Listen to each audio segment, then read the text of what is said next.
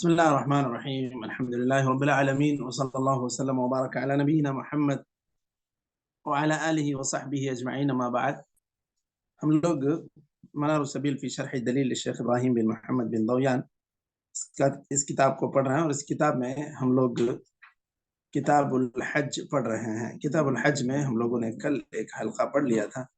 आज एक हल्का इसमें और पढ़ रहे हैं। यह हल्का नंबर 175 है। जी, शुरू करें शेख। फ़इन बलग अस्सगीरु औ उतिक़ अर्रक़ीक़, यहाँ से पढ़ना है।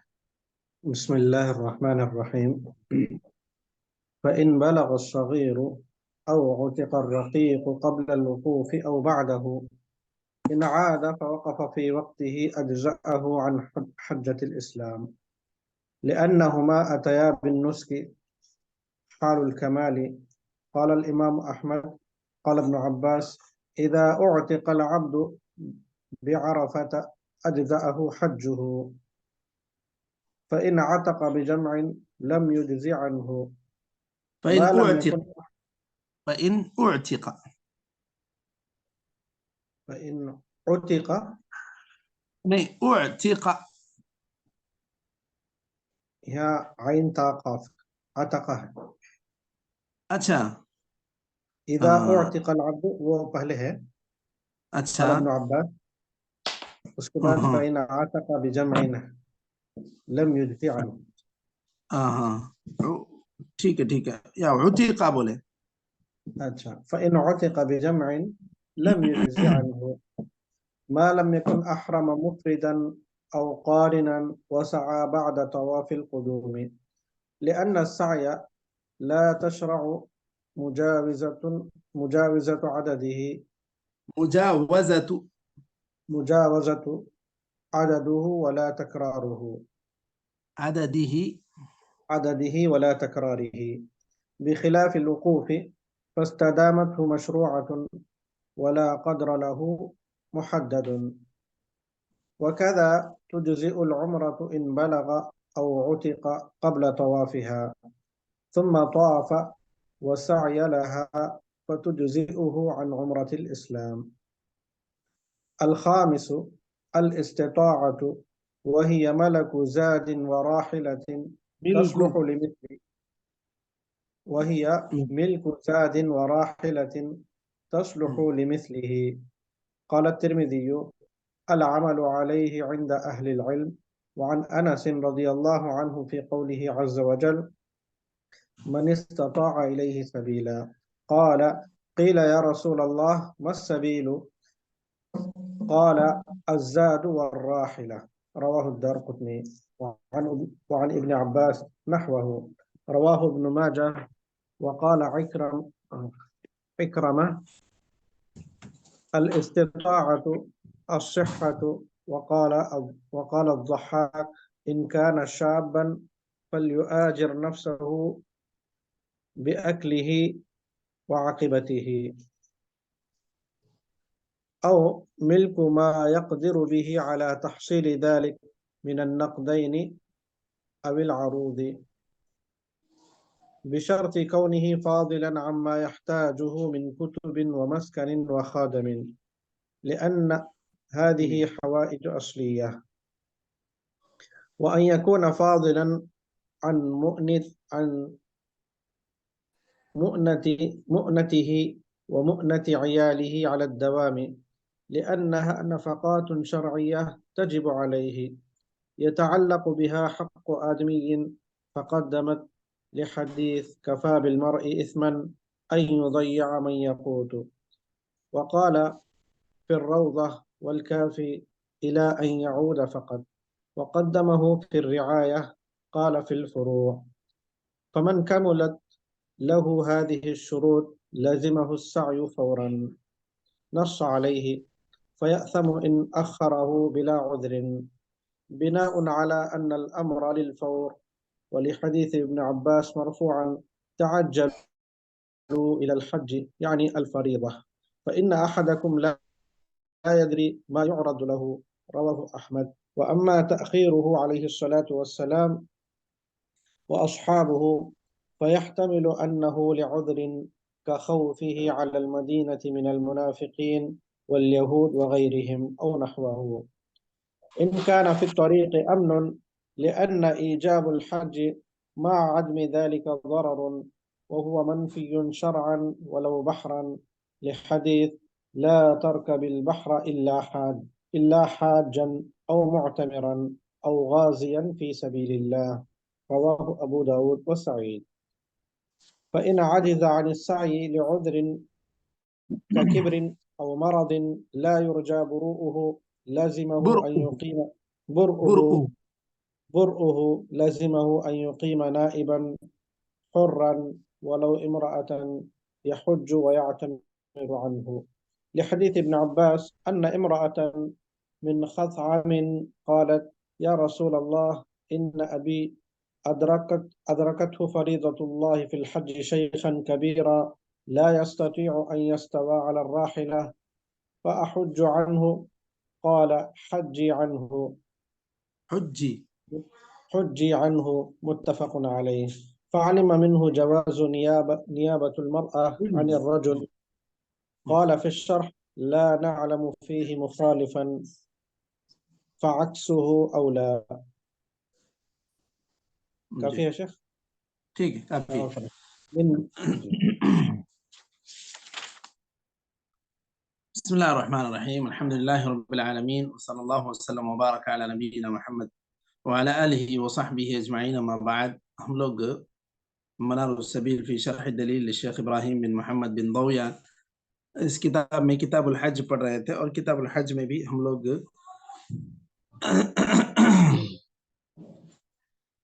آج دوسرا حلقہ پڑھ رہے ہیں. آج کا حلقہ نمبر 175 ہے. فَإِن بَلَغَ الصَّغِيرُ أَوْ عُتِقَ الرَّقِيقُ قَبْلَ الْوُقُوفِ أَوْ بَعْدَهُ إِنْ عَادَ فَوَقَفَ بِوَقْتِهِ أَجْزَأَهُ عَنْ حَجَّةِ الْإِسْلَامِ. آپ صلی اللہ علیہ وسلم نے جیسا یہ بات بتلائی، رفع القلم عن ثلاث، اس کے اندر یہ بات بھی ذکر کی کہ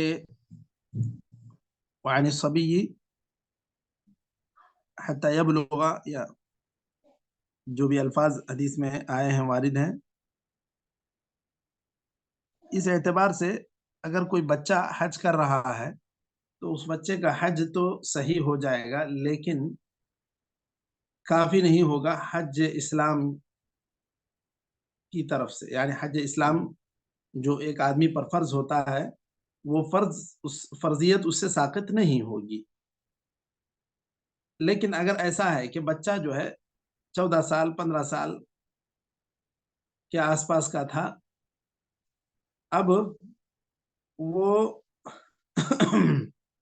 8ویں ذی الحجہ کو جا کے آرام کیا. 8ویں ذی الحجہ میں کہاں ہوتے ہیں مشائخ حجاج؟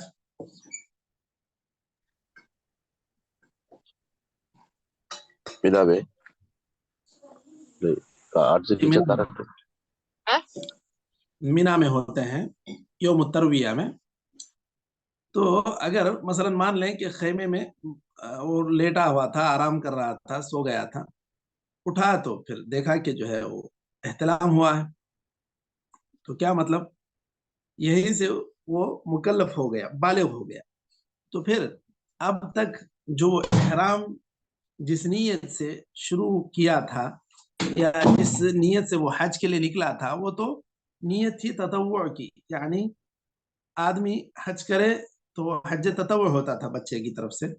لیکن اب جب کہ وہ بالغ ہو گیا ہے اور ابھی وقوف عرفہ بھی نہیں ہوا ہے، تو پھر ایسی صورت میں وہ حج اس کا حج اسلام ہو جائے گا. صرف انہوں نے ایک شرط بتلائی. کیا ہے؟ نیچے وہ آ رہی ہے شرط. وہ حج اسلام ان دونوں کی طرف سے کیوں ہو جائے گا؟ اگر غلام کو آزاد کر دیا گیا 8 ذی الحجہ کو، یا پھر مان لیں 9 ذی الحجہ ہی کو، تو غلام آزادی کی حالت میں حج کیا، اور جو بچہ تھا وہ بلوغت کی حالت میں حج کیا. اس وجہ سے لأنهما أتيا بالنسك حال الكمال، مکمل جو مطلوبہ शरई शुरू थे, उस हालत में उसने हज किया। इमाम अहमद कहते हैं قال ابن عباس إذا أعتق العبد بعرفة أجزأه حجه، فإن عتق بجمع لم يجوز عنه یا لم يجزئ عنه. اگر ایک غلام کو عرفے میں آزاد کر دیا گیا، وہ کھڑا تھا یا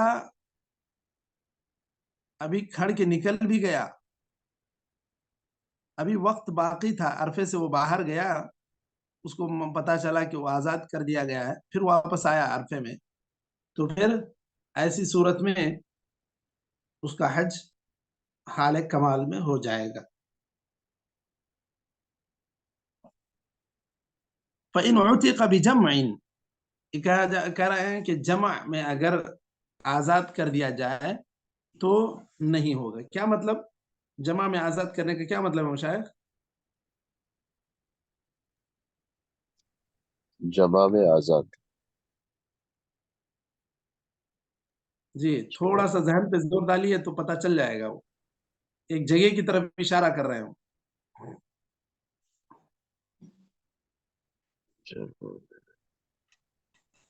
جی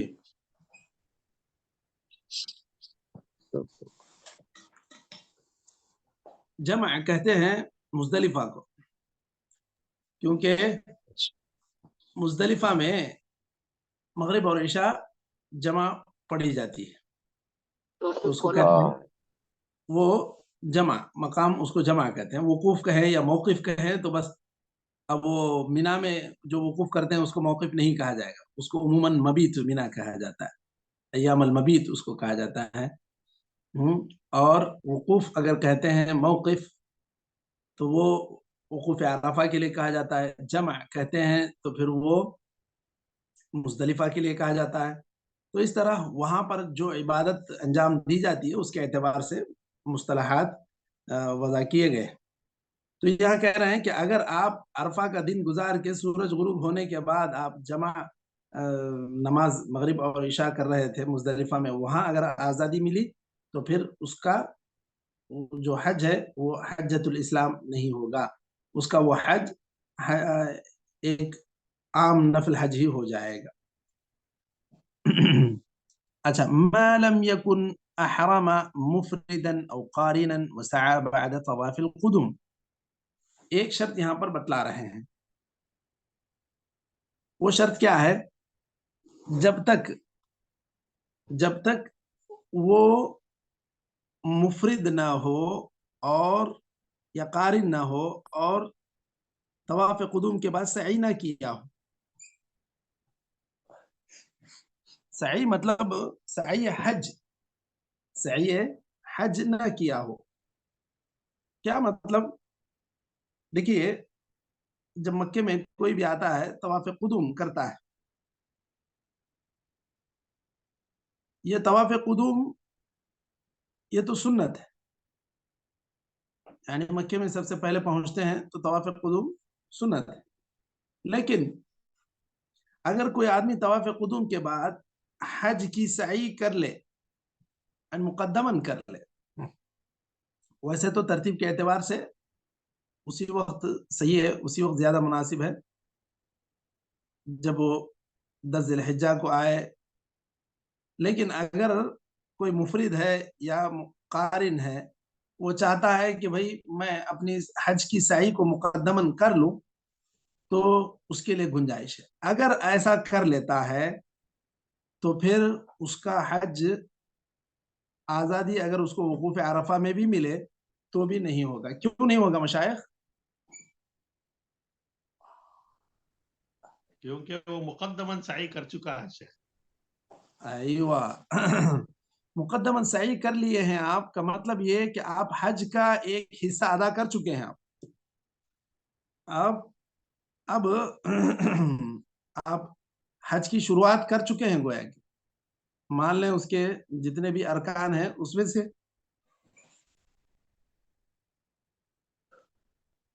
ایک رکن آپ نے حالت صغر میں یا حالت غلامی میں پورا کیا، اب اس کا ایک مزید ایک رکن جو ہے، آپ آزادی کی حالت میں یا بلوغت کی عمر میں آپ کر رہے ہیں تو پھر یہ حج مکمل نہیں ہوگا، حج یہ کافی نہیں ہوگا حجۃ الاسلام کی طرف سے۔ مطلب یہ کہ جو اسلام کا حج فرض ہوتا ہے وہ ایسی حالت میں کرنے سے آدھا ادھر ہو گیا آدھا ادھر ہو گیا تو یہ درست نہیں ہوگا، اس کو دوبارہ کرنا پڑے گا، مطلب جب اگر استطاعت ہو تو۔ اس کے بعد دیکھیے لأن السعي لا تشرع مجاوزة عدده ولا تكراره بخلاف الوقوف فاستدامته مشروعة ولا قدر له محدود۔ یہ کہہ رہے ہیں کیونکہ سعی اب اس کی گنتی میں تجاوز آپ نہیں کر سکتے۔ آپ ایک حج کی سعی کی نیت سے کر لیے ہیں تو وہ حج کی سعی ہو گئی ہے، اب اس میں دو سعی نہیں کر سکتے آپ، ولا تکرار ہو، اس کو بار بار بھی نہیں کر سکتے، خاص کر جو حج کے ارکان کے اعتبار سے کر رہے ہیں، ورنہ ایک عام انسان ایک عام وقت میں ایک نفل عبادت کے طور پہ کرتا ہے تو اس کا مسئلہ الگ ہے، چاہے وہ طواف کرے چاہے سعی کرے، لیکن جب آپ حج کی نیت سے کیے ہیں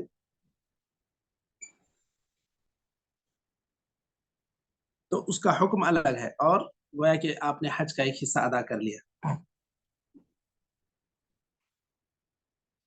بخلاف الوقوف، وقوف عرفہ کے برخلاف، فاستدامته مشروعة ولا قدر له محدود۔ دیکھیے اس کے برخلاف یہ کہہ رہے ہیں کہ اگر کوئی آدمی عرفہ میں ٹھہرا تھا، آیا صبح 8 بجے، دوپہر کے کھانے کے لیے اس کا انتظام کچھ نہیں تھا، یا جہاں جس جگہ کھڑا تھا وہاں کچھ صحیح چیز نہیں مل رہی تھی، عرفہ کے حدود سے باہر چلا گیا، اب کھانا نہ کھا کے پھر واپس اندر آ رہا ہے، اب اس کو پتا چلا کہ میں آزاد ہو گیا ہوں، یا اس کو معلوم ہوا کہ اب بلوغت کے زمرے میں وہ آ گیا ہے، تو پھر ایسی صورت میں آدمی کو دوبارہ جب وقوف عرفہ کا موقع ملے گا اور سعی کی اور حج کی صحیح وہ نہ کیا ہوا ہوگا تو ایسی صورت میں اس کا جو یہ حج ہے وہ حجۃ الاسلام ہو جائے گا، کیونکہ وقوف عرفہ اس میں کوئی تکرار نہیں ہے، یہ تو بس ایک مرتبہ آپ شام تک آپ کو ٹھہرنا ہی ہے وہاں پر، بس آپ کسی کام سے باہر گئے پھر آئے تو، یا پھر آپ وقوف عرفہ میں اب مشغول ہیں، آپ عرفہ ہی میں ہیں، تو آپ کے جتنا وقت اب اس کے بعد گزرے گا آزادی کے بعد یا بلوغت کے بعد، تو یہ آپ کے واجبی حج کا حصہ ہوگا، گویا کہ فرض حج کا۔ بات واضح ہے مشائخ؟ جی سر۔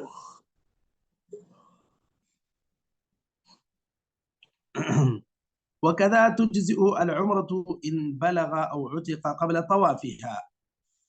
اسی طرح جس طرح بھی حج کے تعلق سے کہہ رہے ہیں، اب جیسے حج فرض ہے ویسے ہی اسلام میں جو مستطیع ہے اس کے اوپر عمرہ بھی فرض ہے، یا یوں کہہ لیں کہ عمرہ واجب ہے جب استطاعت اگر ہے۔ اور اگر کوئی آدمی عمرہ کے لیے گیا اور وہ آزاد نہیں تھا، غلام تھا یا پھر بچہ تھا، ابھی طواف ہی نہیں کیا تھا، تو پھر ایسی صورت میں وہ اس کا جو یہ عمرہ ہوگا یہ واجبی عمرہ ہو جائے گا، بشرطے کہ طواف سے پہلے ہو۔ اگر طواف کر چکا ہے اب اس کے بعد اس کی آزادی ملی تو پھر ایسی صورت میں اس کا یہ عمرہ جو واجبی عمرہ ہے اس کی بھرپائی نہیں کرے گا۔ کیوں مشائخ؟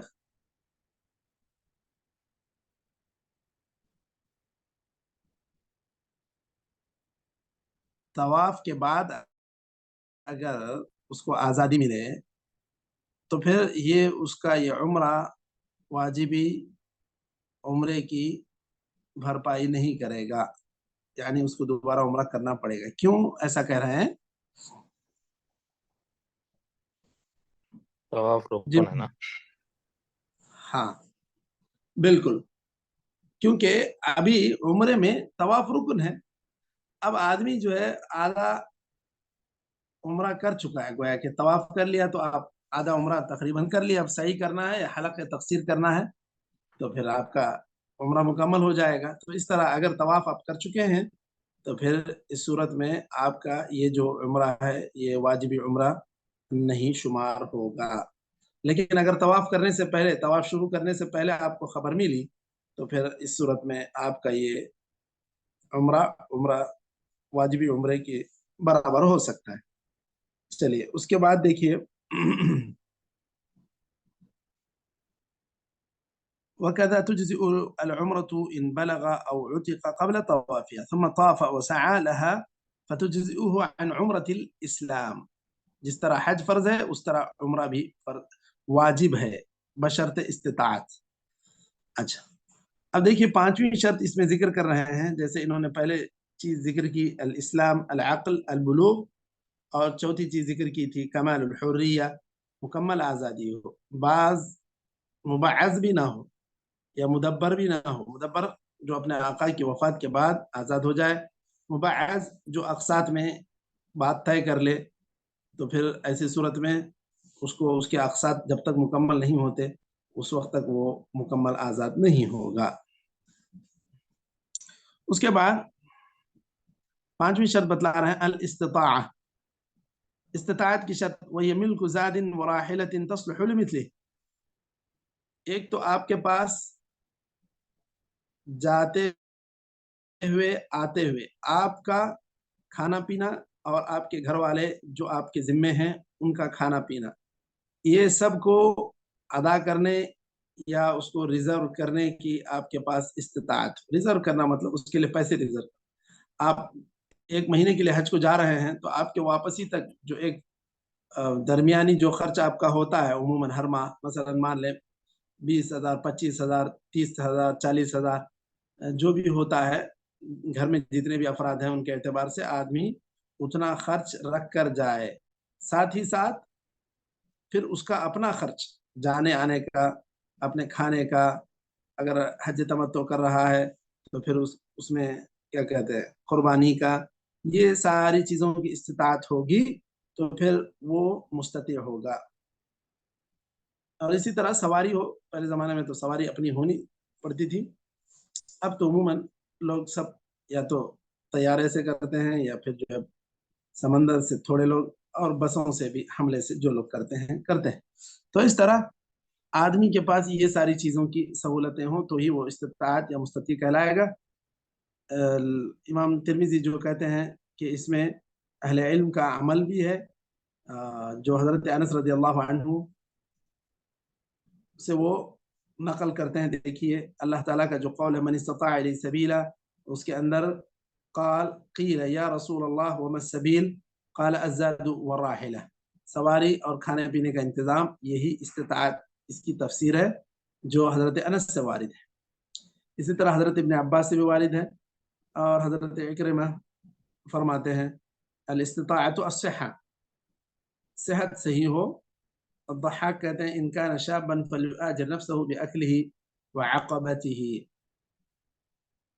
صرف آدمی کے پاس اتنا اسٹور ہو سارا، اب آدمی ایک غیر شادی شدہ ہے، اس کے اوپر حج فرض ہو گیا، اس کے اندر طاقت بھی ہے اور اس کا کام بھی ایسا ہے کہ وہ کچھ مزدوری کرتے جاتا ہے، اس کا روزانہ کا خرچہ چلتے جاتا ہے، تو اس طرح حجاج کے قافلے میں بھی وہ مزدوری کے طور پر لگ جائے کسی کام پر اور اپنی مزدوری سے اپنے اخراجات سنبھال لے، ایسا بھی آدمی جا سکتا ہے۔ یعنی ماں باپ کی ذمہ داری نہیں ہے یا پھر ماں باپ کا وہ انتظام کر دے۔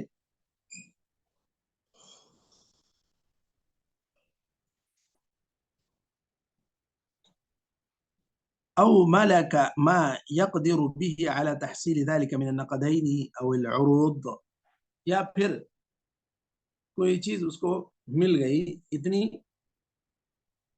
کہ وہ اس کو اس کے حج کی ادائیگی کے لیے کافی ہو جائے، چاہے سونا چاندی مل جائے یا پھر کچھ سامان تجارت ہی اس کو مل جائے، دونوں ہی صورتوں میں اس کو اگر حج کی ذمہ داری یا حج کی فرضیت ادا کرنے کی طاقت ہے تو پھر وہ آدمی مکلف ہو جائے گا اور مستطیع ہو جائے گا، استطاعت اس کے پاس آ گئی ہے۔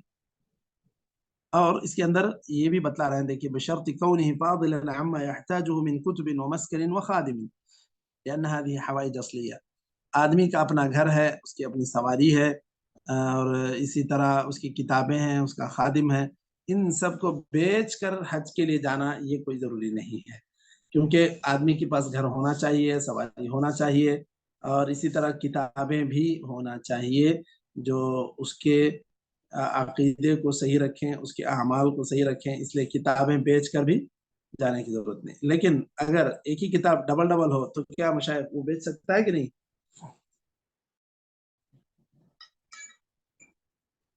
ضرور بے جی، اگر ڈبل ڈبل نسخہ ہے تو وہ اس صورت میں بیچ سکتا ہے. ٹھیک ہے. وأن يكون فاضلا عن مؤونته ومؤونة عياله على الدوام لأنها نفقات شرعية تجب عليه. تو یہ بھی اس سے زائد ہو. مان لیں آپ کا گھر کا خرچہ 50، آپ کے حج کے آنے جانے کا خرچہ مان لیں 4 لاکھ 5 لاکھ، تو اس طرح سب ملا کے یہ سارے اپنے اخراجات کو ادا کرتے ہوئے حج کے لیے اتنے 4 لاکھ 5 لاکھ نکل جا رہے ہیں، تو پھر ایسی صورت میں حج فرض ہوگا. ورنہ بس اس سے کچھ ادھار، اس سے کچھ ادھار، اس سے قرض، اس سے قرض لے کے اس طرح جانے کی کوئی ضرورت نہیں ہے.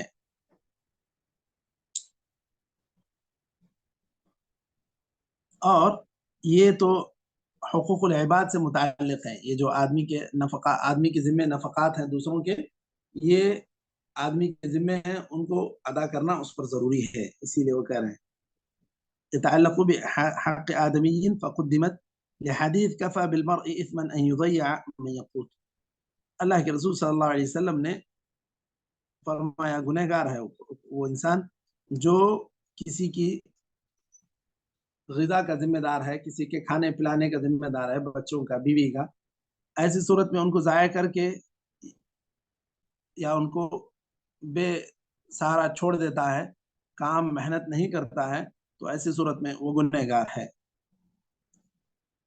یہ صحیح مسلم کی حدیث ہے. اچھا، وقال في الروضة والكافي إلى أن يعود فقط وقدمه في الرعاية قاله في الفروع.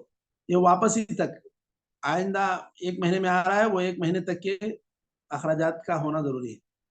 4 مہینے اسٹاک کرنا یہ کوئی ضروری نہیں. اچھا، اس کے بعد یہ کہہ رہے ہیں دیکھیے فمن کملت له هذه الشروط لزمه السعي فورا الصالح.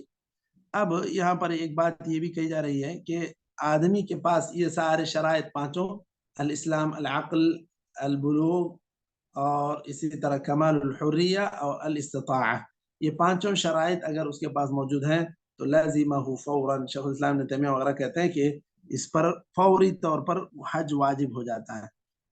فیأثم ان اخرہ بلا عذر، اگر اس کو بلا عذر تاخیر کرتے جائے آدمی تو وہ گنہگار ہوگا. بناء علی ان الامر للفور، کیونکہ شریعت جو بھی حکم دیتی ہے اس کو فوری کرنا چاہیے. اچھا، اب عموماً جو ہے ہمارے یہاں، ہمارے علاقوں میں دیکھا جاتا ہے کہ جب تک بوڑھے میاں پورے لوگوں کی شادی نہیں کر دیتے، پورے لوگوں کا سب گھر نہیں بسا دیتے، اس وقت تک حج ہی نہیں کرتے. یہ استطاعت کا مطلب جو اس کے اندر کہا گیا، حج کے اخراجات جانے آنے کے لیے، اور آپ جن کے ذمہ دار ہیں کھلانے پلانے کے، ان کے کھانے پینے کا انتظام ہو جائے تو آپ چلے جا سکتے ہیں. اب پورے آخری بچے بچی تک کی شادی کر کے ہی جانا ایسا کوئی ضروری نہیں ہے، اس کا کوئی تعلق نہیں ہے. یہ ذمہ داری یہ اس قدر اسی وقت ضروری نہیں ہے کہ اس کے لیے حج کو مؤخر کیا جائے.